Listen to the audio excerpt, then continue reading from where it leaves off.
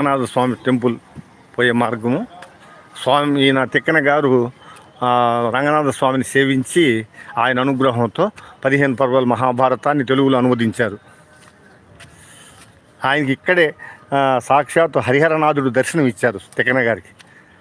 సగం విష్ణువు సగం ఈశ్వరుడు ఉండే ఆ స్వరూపము ఆయన దర్శనం ఇచ్చింది తిక్కన గారికి ఇక్కడనే, ఈ మందిరంలోనే దర్శనం ఇచ్చి తిక్కన గారితో అన్నారు హరిహరనాథుడు, తెనుగు భాష వినిర్మింప దేవురుటరయ భవ్య పురుషార్థ తరుపక్వ ఫలముగాదే దీని కడ నెయ్య కొన్ని వేడ్క నూనె కృతి ప్రతిత్వ మద్దించి వచ్చితివో తిక్క శర్మ అని చెప్పని హరిహరనాథుడు తిక్కన గారిని అర్థించారు.